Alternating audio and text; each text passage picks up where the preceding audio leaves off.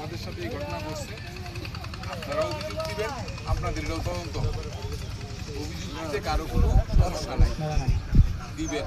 না দিয়া ওই আরেকজনের পুলিশ এসে এটা দেখাই দিবেন, এটা হবে না। আপনাকে ওসি বরাবর লিখিত আবেদন করতে হবে, এটা নিয়ম। এই নিয়ম ফলো করলে আপনাদের কাউন্টার মামলা হবে। তাছাড়া আমি এলাকাবাসীর উদ্দেশ্যে বলি, এটা মৃগা ইউনিয়নের একটা ঐতিহ্যবাহী ইউনিয়ন।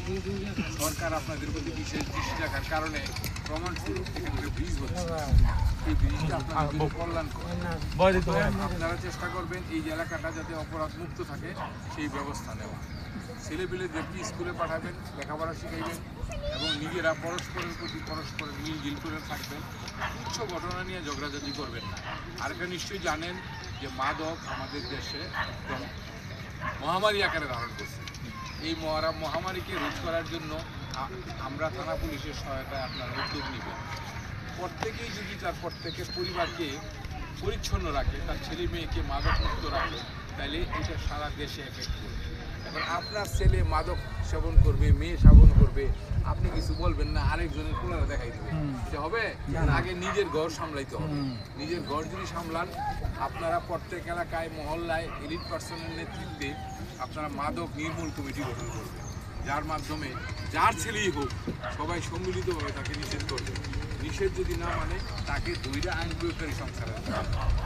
আমরা তো থানা থেকে পয়সা থেকে জানবো না যে এর ছেলে মাদক খায়, এর মেয়ে খারাপ কাজ করে, সমাজকে বিনষ্ট করতেছে, আমরা জানবো? কিন্তু আপনাদের সকলের সহযোগী, দেশটা আমাদের, এই দেশে আমাদের জন্ম, আমরা এই দেশকে পরিচ্ছন্ন রাখবো, এর জন্য সবাই অবদান রাখতে হবে।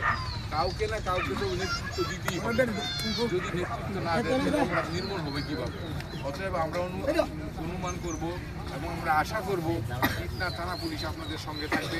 আপনারা এই মাদকের বিরুদ্ধে, টিচিংয়ের বিরুদ্ধে, বাল্য বিবাহের বিরুদ্ধে এবং অবিলম্বিতার পক্ষে আপনারা সোচ্চার আওয়াজ তুলবেন, ঐক্যবদ্ধ থাকবেন এবং প্রতিবাদের জন্য প্রতিবাদ নয়।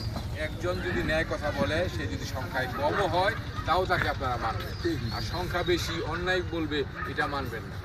এরকম ছোটোখাটো অভিযোগ আসলে স্থানীয় একটা পঞ্চায়েত প্রথা থাকবে, বিচার 5 জন থাকবে, তারা এটা বিচার করে দেবে।